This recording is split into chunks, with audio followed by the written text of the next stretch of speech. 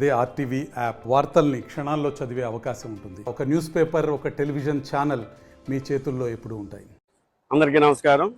So ముఖ్యంగా అంటే ఈరోజు పెద్ద చెప్పడానికి ఏం లేదు, చాలా విచారకరమైంది. మీతో పాటు నేను కూడా చాలా షాక్ గురయ్యాను. ఎక్కడో విదేశాల్లో వ్యాపారాలు చేసుకుంటూ ఎంతోమంది ఉపాధి కల్పించుకుంటూ నా వంతు నేను సమాజ సేవ చేసుకుంటూ అలా జీవితం చాలా సుఖ సంతోషాలు తెలిపోతూ ఉంది. అలాంటి నన్ను రాజకీయంలోకి రమ్మని పిలిచింది మీరే, ఎమ్మెల్యే టికెట్ ఎంపీ టికెట్ ఇస్తానన్నది మీరే. నేనేమీ ఆశించలేదు. మీరు ఇస్తానన్నప్పుడు నేను కొంత ఆశ్చర్యానికి గురయ్యాను. అలాంటిది ఎంతో భరోసా ఇచ్చి నన్ను గ్రౌండ్లో పనిచేసుకోమంటే గత సంవత్సర కాలం పాటు ప్రతి గ్రామానికి వెళ్ళాను, ప్రతి మండలంలోనూ అన్ని చోట్ల ప్రయత్నం అంటే నా వంతు నేను వర్క్ చేశాను. అది మీ అందరికీ తెలుసు. అంటే జెండా పట్టుకోవటానికే ఒక్కొక్కడికి భయం వేసి పచ్చిగా చెప్పాలంటే ఉచ్చపడే రోజుల్లో నేను జెండా కట్టుకుని తిరిగాను. ఒక చైతన్యాన్ని తీసుకొచ్చాను. అలాగే జేహో బీసీ అంటే బీసీ వెహికల్స్ కోసం నేను ఇచ్చాను. అలాగే బీసీ డిక్లరేషన్ అంటే బీసీలకు ఎంతో పెద్దపీట వేస్తారని అనుకున్నాను. కానీ టికెట్ ఇవ్వను అని నన్ను పిలిచి ఇలా కారణాల వల్ల బాగా బలిసిన వాళ్ళకే మేము ఇస్తాము, మేము యనమల ఫ్యామిలీయే మాకు ముఖ్యం, బీసీలు అంటే యనమలే లేదంటే పుట్టా సుధాకర్ ఫ్యామిలీయే, మొత్తం దాదాపుగా 1 కోటి మంది ఉన్న బీసీ సామాజిక వర్గానికి ఆ కుటుంబమే రిప్రజెంటేషన్ చేయాలి. రాజకీయం వాళ్ళ గడప దాటకూడదు, వాళ్ళకే ఊడుకుని చేసుకుంటూ బీసీలు అందరూ బతకాలి అని మీరు అనుకుంటే ఆ యనమల మీ అందరికీ 42 సంవత్సరాలుగా మీకు తెలుసు, ఆ పుట్టా సుధాకర్ కూడా మీకు తెలుసు.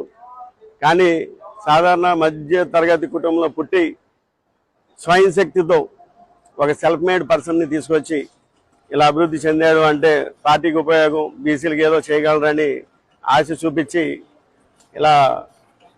ఇలా చేసి ఈ రోజున కనీసం నాతో ఒక మాట కూడా మాట్లాడి అంటే అపాయింట్మెంట్ అడిగినా ఇవ్వకోకుండా ఇలా అంటే మీకు ఇక మాటల్లో చెప్పలేం.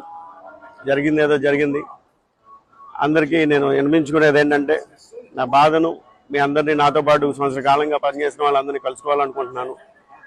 ఆదివారం అనగా ఎల్లుండ కామరకోటలో నాకున్న ఆ స్థలంలో ఆత్మీయ సమావేశం ఏర్పాటు చేస్తున్నాను. 5 గంటల నుంచి 6 గంటల వరకు మనం చర్చా వేదికలో మాట్లాడుకుందాం. 6-6:30 నుంచి పాత్రికా మిత్రులతో మాట్లాడదాం. ఆ తర్వాత టీఓ స్నాక్స్ లేదంటే భోజనం చేసి మనం ఒకరి బాధను ఒకరు పంచుకుందాం. దగాపడ్డ బీసీ సోదరులారా రండి, తరలి రండి.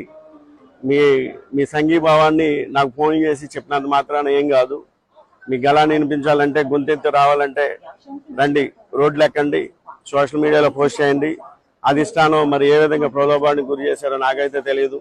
ఎప్పటికీ కూడా నాకు విజనరీ లీడర్ మీద నాకు చాలా నమ్మకం ఉంది. అలాగే నాయకుల మీద కూడా నాకు ఎప్పుడు నమ్మకం ఉంది. కానీ నాతో పాటే ఉంటూ నా అప్డేట్లు తీసుకుంటూ యనమల రామకృష్ణ గారు కలిసినప్పుడల్లా ఎంతవరకు వచ్చింది, వాళ్ళు ఏమంటున్నారు, వీళ్ళు ఏమంటున్నారు అని నా విషయాలన్నీ తెలుసుకుని, నా బడ్జెట్ ఎంతో తెలుసుకుని, న్యాయానికి కుట్రలు పడి ఇవన్నీ చేస్తూ నన్ను ఎంత మోసం చేస్తారని నేను అనుకోలేదు.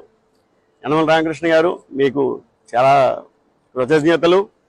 అలాగే బీసీ కార్డు పెట్టుకుని మీ ఇష్టం సార్, మీరు ఇంకా మంచి పదవులు పొంది ఆ పదవుల్లోనే మీకు ఇప్పుడు కూతుర్లకి, రేపు అల్లుళ్ళకి, రేపు మనవలకి ఇలా అందరికీ మీరు ఇచ్చుకుంటూ పదవులు అనిపించేసేయండి సార్.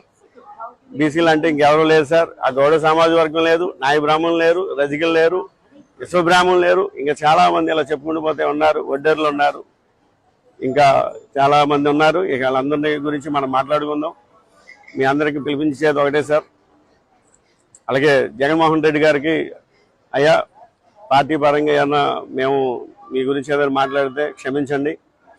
అవి పార్టీ పరంగా రాజకీయంగా చేసిన విమర్శలే తప్ప వ్యక్తిగతంగా నాకు మీ మీద ఎలాంటి ద్వేషం లేదు.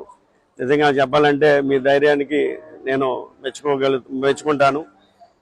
ఎందుకంటే చెప్తున్నానంటే అటు విశాఖపట్నం నుంచి ఇటు తిరుపతి వరకు లేదంటే 25 ఎంపీ స్థానాల్లో 5 రిజర్వ్ స్థానాలు తీసేస్తే మిగిలిన 20 స్థానాల్లో 19 స్థానాలు ప్రకటించారు. 19 స్థానాల్లో బీసీలకి చాలా పెద్దపేట వేసి 11 స్థానాలు మీరు బీసీలకి ఇచ్చారంటే మీకు అసలు పెద్ద అభిమాని అయిపోయాను అసలు. అలాగే మన తెలుగుదేశం ప్రభుత్వం చూస్తే అటు వైజాగ్ నుంచి అటు నెల్లూరు వరకు తీసుకుంటే ఏదర్ న్యూస్ ఆధారికి ఓసీలకు ఇచ్చుకుంటా తూతూ మంత్రంగా ఏలూరు నాకు ఇస్తానన్నారు. ఇప్పుడు తీసుకెళ్ళి ఎక్కడో కడపలో ఉన్న యాదవ్ని తీసుకొచ్చి ఇక్కడ ఉభయ గోదావరి జిల్లాలో రుద్దడానికి ప్రయత్నాలు జరుగుతున్నాయి. అది ప్రజలు ఏ విధంగా ఆమోదిస్తారు ఏంటనేది అది తెలుగుదేశం పార్టీ అధిష్టానానికి వదిలేస్తున్నాను. నేనైతే ఎలాంటి విమర్శలు చేయదలుచుకోలేదు, వాళ్ళ విజ్ఞతగా వదిలేస్తున్నాను. ఎందుకంటే నేను కష్ట నష్టాలు అన్నీ భరించిన వాడిని, ఎవరు నాకు లేకుండానే నేను ఈ స్థాయికి వచ్చిన వాడిని.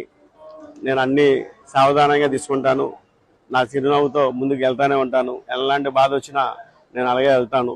మీ అందరికీ తెలుసు 2 నెలల క్రిందట, 2 నెలలు కాదు 1 నెల కిందట నా భార్య చాలా అత్యవసర ఎమర్జెన్సీ హాస్పిటలైజేషన్ అయితే నేను ఇక్కడ 2-3 రోజులు ఉంటే నా మీద వ్యతిరేక శక్తులు చాలా బాగా పనిచేసినాయి. అలాగే రీసెంట్లీకి 3 వారాల కిందట ఆపరేషన్ అయినా కానీ నేను వచ్చి చూసి వెళ్ళడానికి కూడా సమయం లేక పార్టీ కార్యకలాపాల్లో నిమగ్నం అయిపోయి పార్టీ కోసం రేయింబాగులు కష్టపడ్డాను. నా బాధ అంతా కూడా అదే. నేను పడిన సంవత్సర కాలానికి గుర్తింపు లేదు కదా అంటే నా భార్యని ఇలా హాస్పిటలైజేషన్ అయినా చూడటానికి వచ్చే సమయం లేకుండా కూడా పార్టీ కోసం కష్టపడితే కనీసం నన్ను పిలిచి మాట్లాడలేదే, కనీసం ఫోన్లో కూడా మాట్లాడేంత సమయం లేకుండా ఈ విధంగా చేశారనేదే చిన్న బాధ. ఎనివే మిత్రులారా, మీరందరూ రండి. నాడు కామరకోట మన స్థలంలో కలుద్దాం. ఎస్ఆర్ పెట్రోల్ బంకు మీ అందరికీ తెలుసు, చెక్ పోస్ట్ దగ్గర మనకి ఉన్న సభా ప్రాంగణంలో కలుసుకుని మనం అందరం మరిన్ని విషయాలు మాట్లాడుకుందాం. మీ అందరికీ ఒకటే చెప్తున్నాను, ఈ మీటింగ్ ఏదో పార్టీలని తిట్టేసో లేదంటే ఆన్లైన్లని తిట్టేసో సభ అయితే నేను పెట్టడం లేదు. నా బాధని మీతో పంచుకొని ఆ బరువు తగ్గిద్ది కొంచెం పంచుకున్న తర్వాత మీ అందరికి కృతజ్ఞతలు తెలుపుకుంటూ మరిన్ని వీడియోస్ కోసం ఛానల్ ని సబ్స్క్రైబ్ చేయండి. లేటెస్ట్ అప్డేట్స్ కోసం వాట్సాప్ ఛానల్ ని ఫాలో చేయండి. అండ్ లింక్ డిస్క్రిప్షన్ లో ఉంది.